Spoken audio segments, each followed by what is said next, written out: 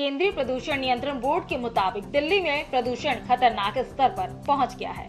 शहर का AQI यानी एयर क्वालिटी इंडेक्स 441 तक पहुंच गया।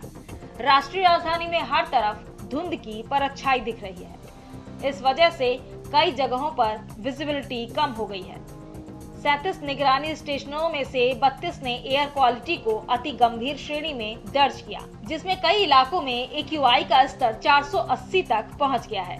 बाकी स्टेशनों ने एयर क्वालिटी गंभीर श्रेणी में दर्ज की है। CPCB के दिशा निर्देशों के मुताबिक 400 या उससे ज्यादा AQI होने पर उपाय तुरंत लागू किए जाने की जरूरत होती है। दिल्ली में ग्रैप यानी ग्रेडेड रिस्पांस एक्शन प्लान का चौथा चरण लागू है। इसके तहत निर्माण गतिविधियों पर रोक है और शहर में गैर जरूरी प्रदूषण फैलाने वाले ट्रकों के प्रवेश सहित प्रदूषण रोकने के सख्त उपायों को लागू किया जा रहा है।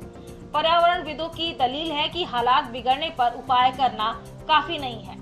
उनके मुताबिक राजनेताओं को प्रदूषण को एक संकट के तौर पर स्वीकार करना चाहिए और इसके समाधान के लिए ठोस कार्रवाई करनी चाहिए। तो हमारे लीडर्स इसको एक बहुत इम्पोर्टेंट मुद्दा नहीं समझेंगे, इसको एक इम्पोर्टेंट क्राइसिस नहीं समझेंगे, जिसको पब्लिक हेल्थ क्राइसिस नहीं समझा जाएगा, तो ये इसमें कोई फर्क नहीं आने वाला।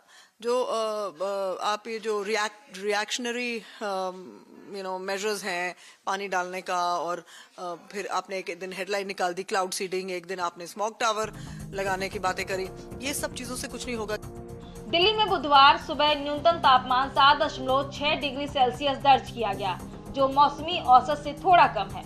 वहीं आर्द्रता 93% रही। अधिकतम तापमान 23 डिग्री सेल्सियस के आसपास रहने की उम्मीद है।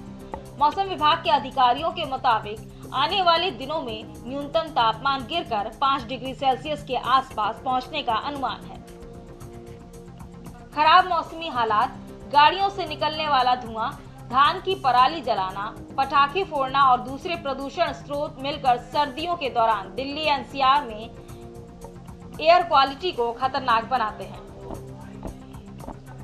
डॉक्टरों के मुताबिक उच्च प्रदूषण स्तर के संपर्क में लंबे समय तक रहने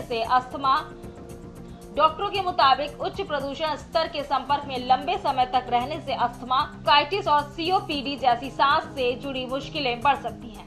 साथ ही दिल से जुड़ी बीमारियों का खतरा भी बढ़ सकता है। स्पेशल डेस्क की न्यूज़ इंडिया।